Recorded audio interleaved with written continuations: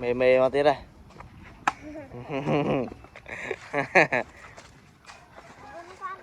thế đây tí đây tục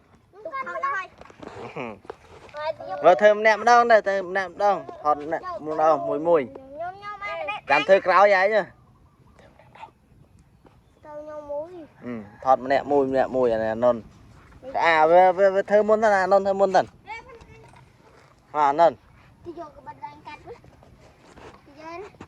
à ơi thơ mùi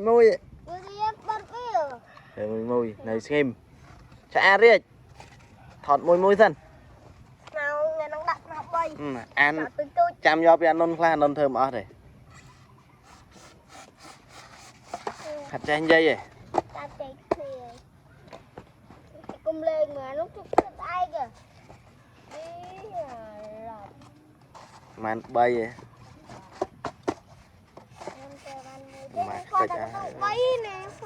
và nhà cái rau ơi thơm đâu muối thân nệm đâu này đến thế thọt mùi này đâu đạp ra mà thôi màu gì cái coi hay gì cái có cái số siêu chờ gram chờ gram tay trong nhóc ăn chơi miếng này miếng thế coi đây hay thơm mạch nhưng miếng này khoa này bị e này đã rồi hai đây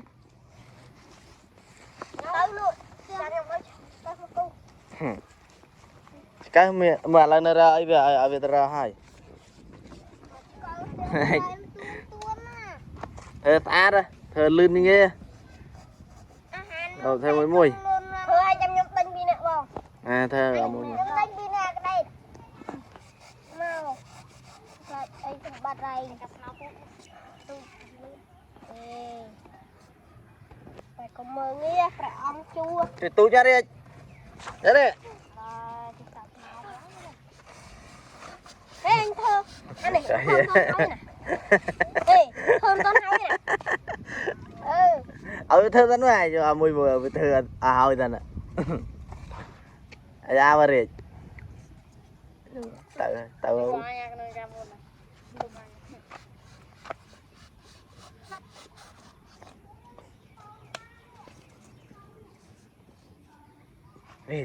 thơm mùi ăn non thơm mùi môn thơm nẹo mùi nẹo mùi ô nẹo mùi này đạp hia khoang rồi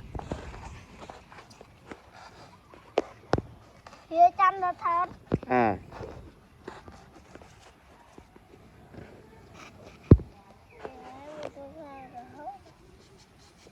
mới cho mới tập vật mới trời mà cái bát rau đấy ơi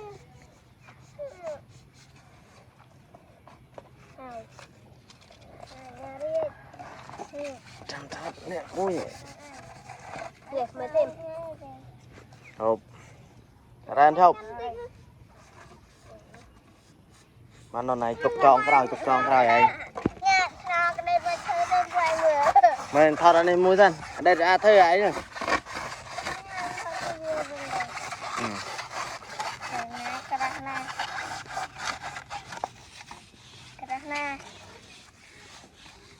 nào những cái rác đi cái rác nước bay rồi anh vô một khăn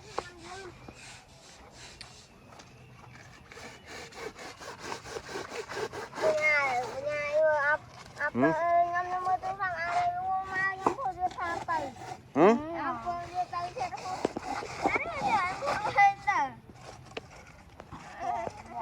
phẳng hết cô anh không tại việt nào bái ăn lên này rồi vai đây vừa ra được có ai chú hơi tay am mi hỉ một trái nào đấy ta đây hả giờ mà anh non và cho ai tục ra đây non đây tục thân gần cả 20 dần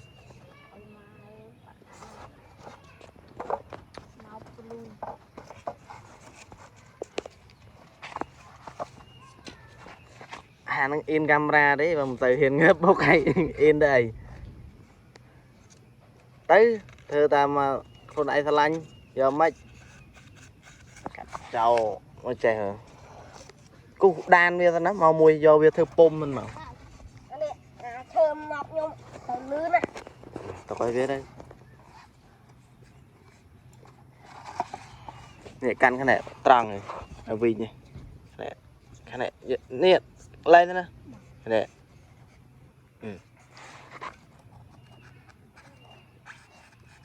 nụ cắt ớt lúc qua này nó thông nha tới nơi en on đấy vú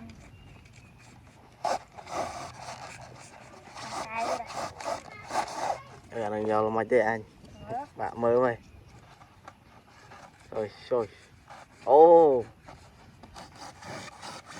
ô giờ về nhé nè quá trời nè rồi anh đang thiệt màu giờ trồng về này cắt nó chạy tê đây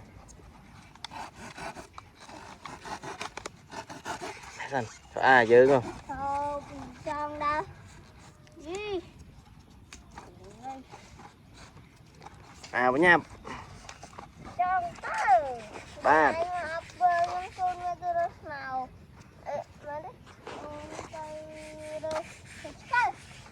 anh tương lai lại chị bọc cô bằng chị cô bằng đâu thì anh chị lọc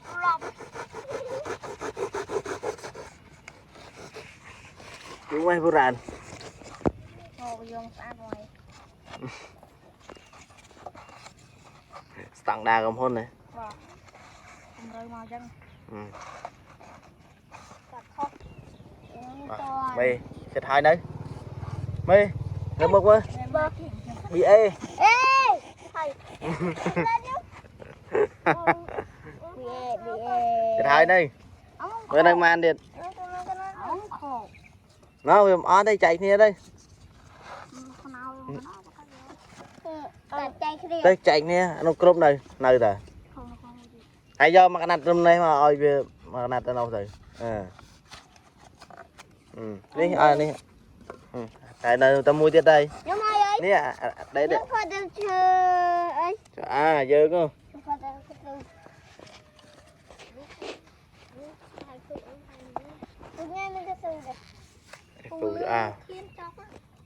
ở đây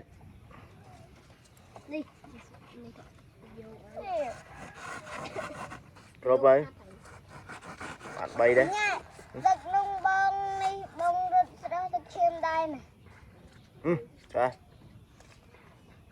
cột hàm bay mà bay ơi bay bay mà sạt bây giờ sạt bây giờ lươn đi đây lươn quay chắc chừng viên mấy viên hier quay mình nào đằng sau rút thân này thỏ đấy mới thân rút ha cho mày nào rút ra lên tới ra một cái đứa hả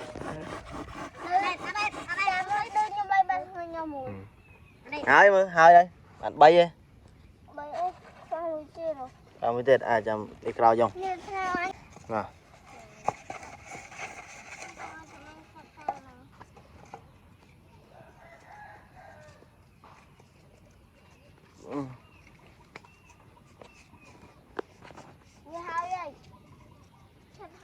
là bầu này nhưng mà cho pha mây cái sân đây nè anh ơi đánh nó chăm rồi ơi nó nền bập bập mà ăn được bữa ăn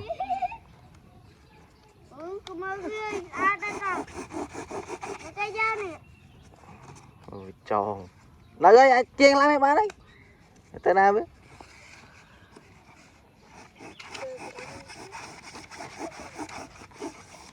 lư nè tụng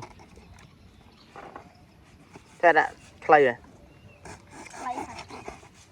với nhau lớn để đo ngay rồi chờ tục lên hòa lên nè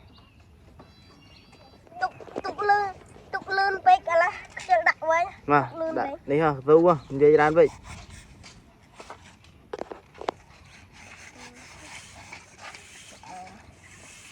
Thơ đây bạn nè. À.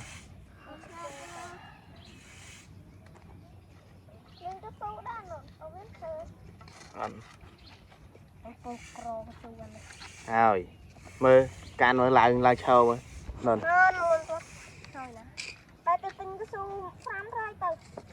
Tới tinh chạy nghe lên á, lôi ra đây. Ai mình chi nơi tới tinh nơi lươn. Nên lại mà. Mau bạn đang ra đây, làng sâu.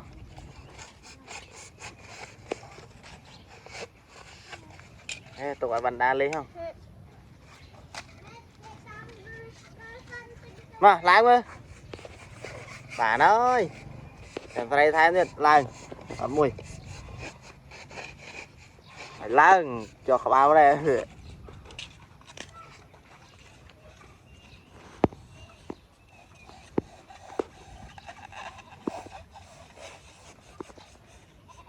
Đà. Thôi đấy bạn đà. Ôi. Không thọt đây. Sao bạn biết ấu à cho bạn.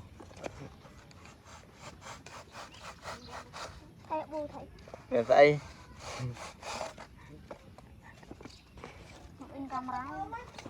In đây. Bi ai như là bay cho chứ. Bi ai rồi. Bi ai bắt đạch mới. Bắt đạch. Ôi.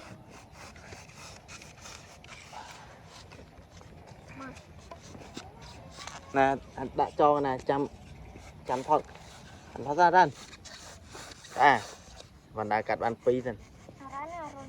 Rồi nha. Giờ mà chạy mà khả này mời cắt mặt hàng mà em mà tới cắn á tới mùi á thì tới chợ đạch đấy đã má bỏ vào không cái này thơ lươn à bạn đá nào đã mua tiền đó ba này nè đã không mua cho này à bạn A đấy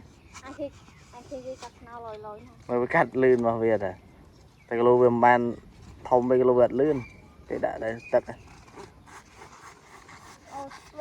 on thầm nhẹ thôi đây cho nó mới cắt đauไปrồi về smile đấy em mà này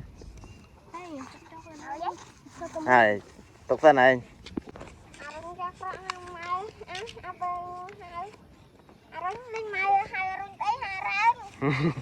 ngay của anh Nguyên màu rán hai ba hơn tăng biết đau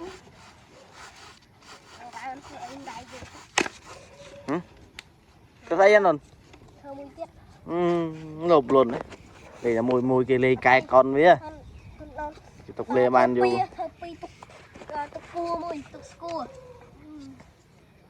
cua mùi trong tay chọc cua ơi cua đấy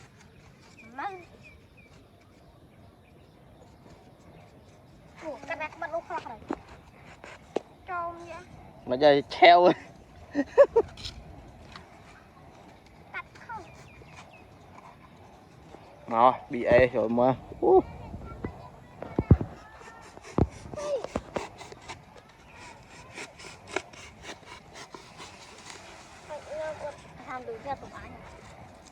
đứa là tôi lư đây ở được ba mốc này nào tròn đã đi mau đã tôi vô là tôi vô anh kiểu bạc kia thân đây đấy chạy như lên đấy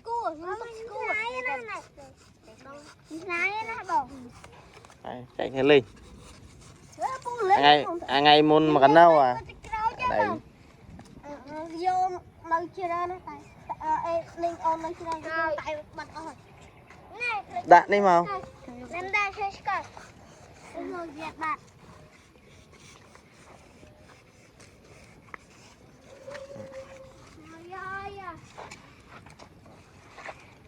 mì mì mì riêng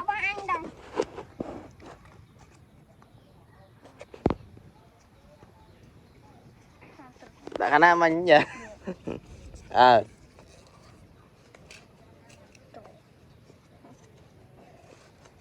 đây trong này lấy chả tiền nữa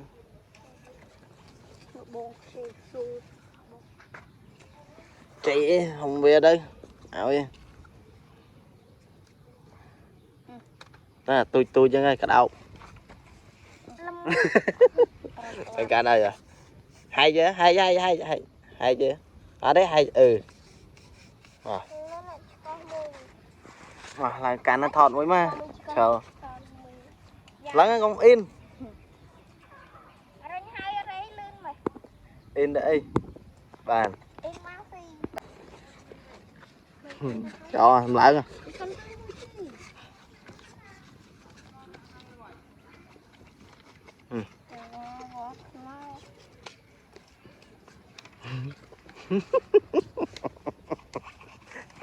về ngược một bay thì đi mà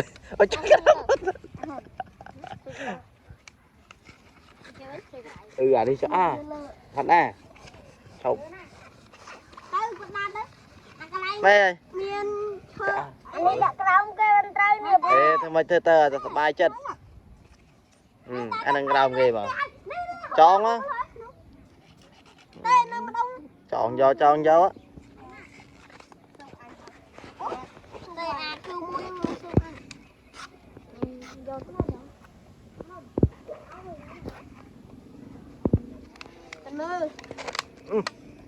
bà cho hử đây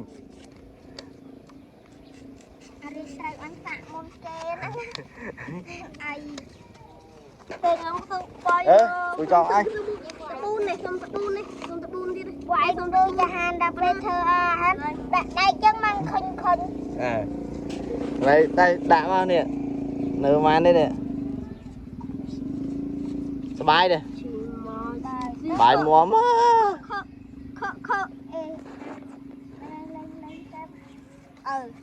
kêu anh cay thôi chứ mình đừng lỡ hay kêu lưu vụ đó anh tích mồ tích mồ rồi chật hảo vậy bữa riêng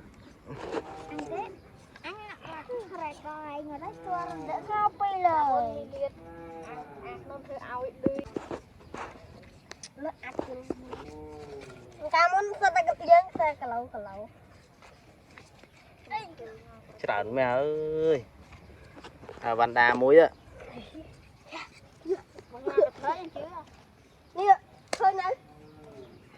ba cây thầy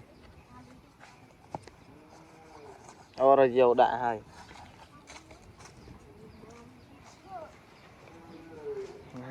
rồi ở đây cột ở đây ê từ xa cây chào mong bên nhâm thót đây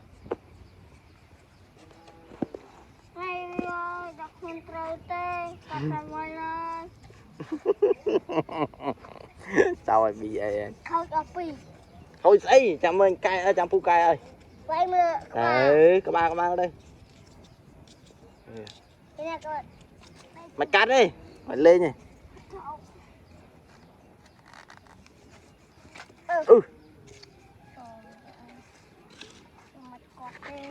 mơ đã na crom anh đi crom mình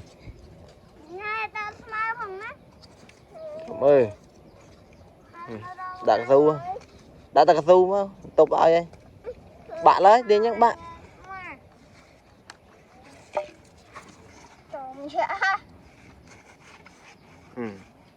món đảo đi vậy tròn vô á à tên nào nó bố đấy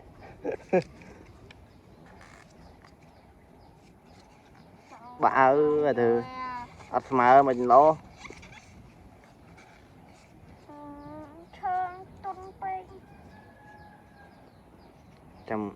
chăm đâu chơi rồi anh mà anh về nè anh đâu hôm nay chơi mưa không cái bàn đà dù trên kia trên ấy mày thôi bàn này thọt mới ra này chứ mày chập đào tầm lá mất chưa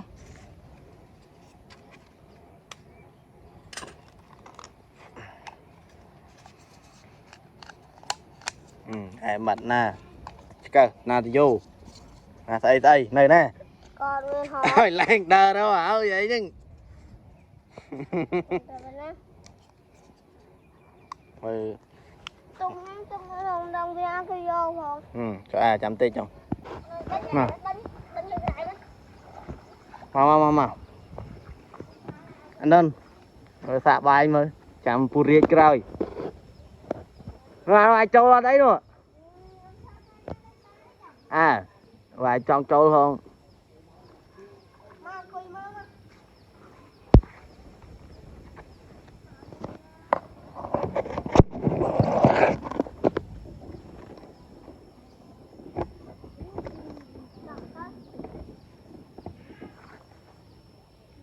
oh.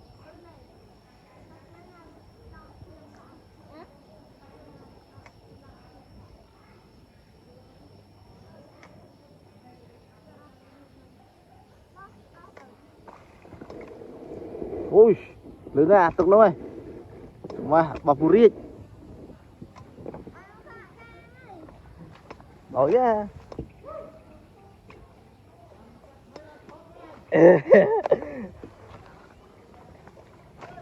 Bắt. Chụp. Chụp. Ô, bà một đây đặt cả đi. Nè. Anh rôn cho nè.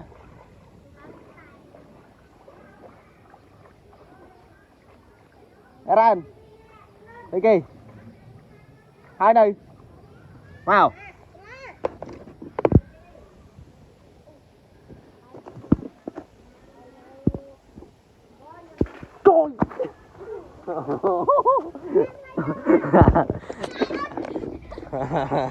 Trời ơi, được lọc bay nha.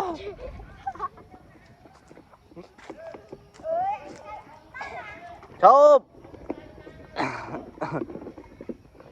Mà bạn đàn tao ăn khơi mai không?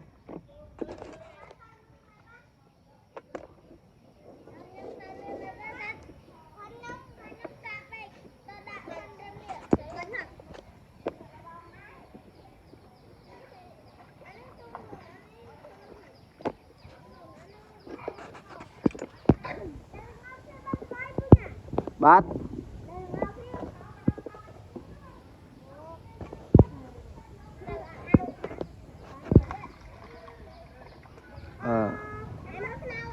Ọt sang ơi. Mà. Ô, ọt sang mà.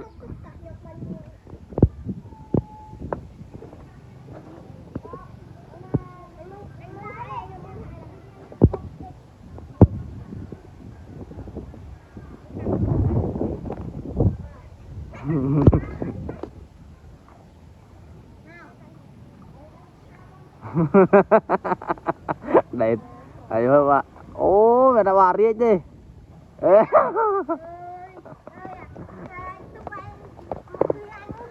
cháu bài ai cắn mà anh thò đánh mới chết lỗi về thằng Hà chơi á rồi thời tiết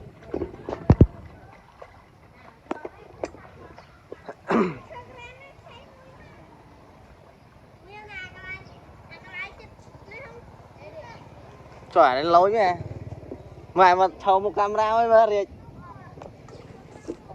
nó cho anh thọt môi mời nè ăn nọc hai nơi rúa rồi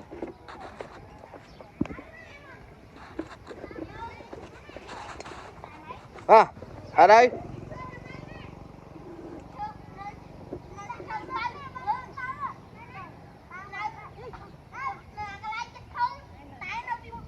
học lên không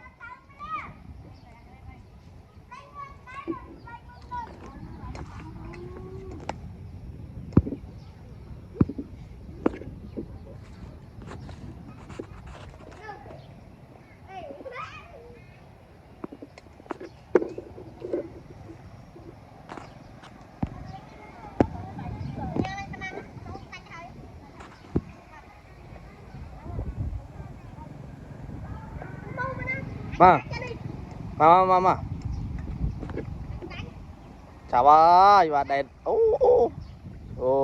lịch mùi chào ơi vui ria phải ria vậy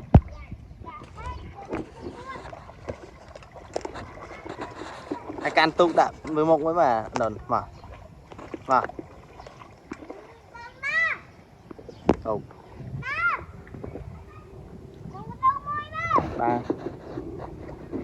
Bye bye.